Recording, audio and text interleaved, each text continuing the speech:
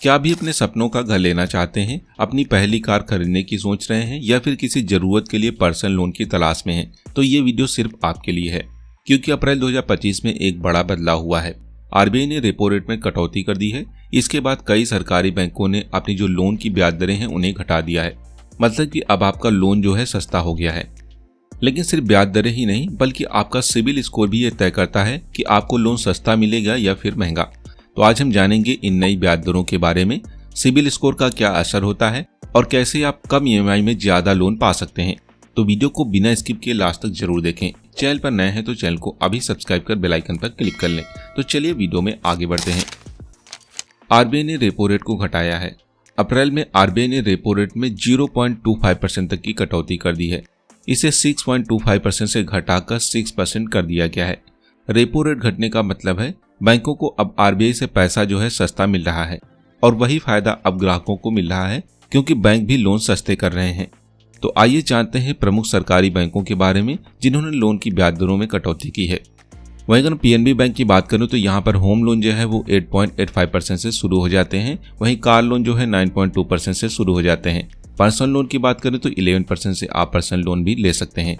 वहीं Indian bank की बात करें तो यहाँ पर होम लोन जो है 8.7% से शुरू हो रहे हैं। कार लोन जो है 9.1% से शुरू है। वहीं पर्सनल लोन यहाँ पर 10.75% से भी ले सकते हैं। बैंक ऑफ इंडिया की बात करें तो यहाँ पर होम लोन जो है 8.85% से भी ऑफर किए जा रहे हैं। वहीं कार लोन 9.25% तक है। तो पर्सनल लोन यहाँ पर आप 10.99% से भी ले सकते हैं। यूको बैंक की बात करें तो होम लोन की दर यहाँ पर 8.8% है। कार लोन की दर 9.3% है। वहीं पर्सनल लोन यहाँ पर 11.1% से शुरू हो जाते हैं। ये नई ब्याज दरें मौजूदा और जो नए ग्राहक हैं उनके लिए फायदेमंद होंगी। लेकिन यहाँ एक बात और ध्यान देने वाली है, लोन की दर सिर्फ बैंक पर ही नहीं बल्कि आपके सिबिल स्कोर पर भी डिपेंड करती है। तो आइए जानते हैं सिबिल स्कोर का असर लोन पर कैसे पड़ता है। सिबिल स्कोर यानी आपके क्रेडिट की हिस्ट्री होती है। जितना अच्छा स्कोर होगा उतना आपको कम ब्याज देना होगा। जैसे कि 750 से अधिक अगर आपका स्कोर है तो आपको कम ब्याज दर पर लोन मिल जाएगा। वहीं अगर आपका स्कोर जो है 700 और 750 के बीच है तो आपको कुछ नेगोशिएशन करना होगा, तो आपको कम ब्याज पर भी लोन मिल सकता है। वहीं अगर आपका सिबिल स्कोर 600 से 700 के बीच है तो यहाँ पर आपको अधिक ब्याज दर पर लोन मिलेगा या फिर आपका लोन रिजेक्ट भी हो सकता है।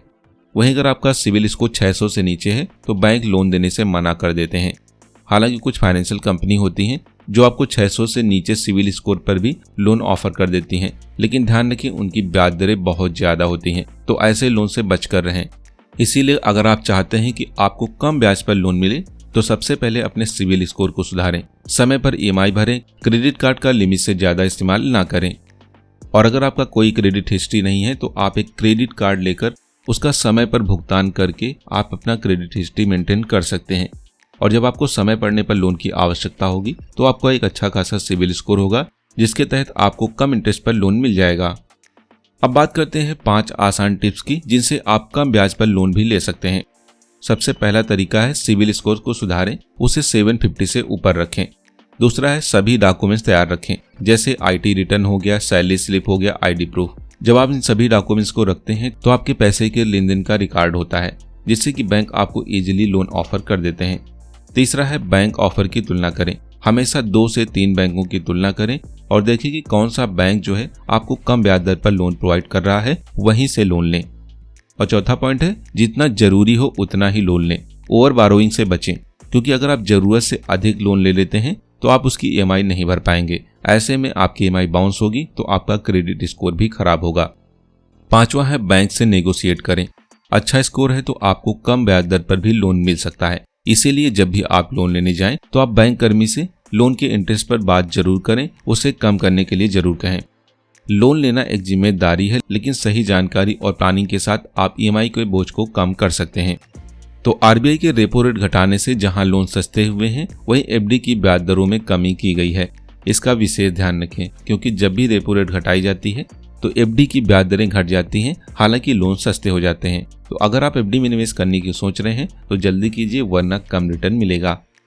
तो दोस्तों, इस वीडियो में आपने जाना आरबीआई की नई रेपो रेट कटौती और सरकारी बैंकों की ब्याज दरें, सिबिल स्कोर कैसे आपके लोन को सस्ता कर सकता है तो अगर आपको वीडियो पसंद आया है तो इसे लाइक जरूर करें और जरूरतमंद के साथ इस वीडियो को शेयर जरूर करें और हमारे चैनल एसेट वर्ल्ड को सब्सक्राइब जरूर करें ताकि आपको ऐसी अपडेटेड जानकारी मिलती रहे। तो चलिए फिर मिलते हैं हम एक और नई अपडेट के साथ।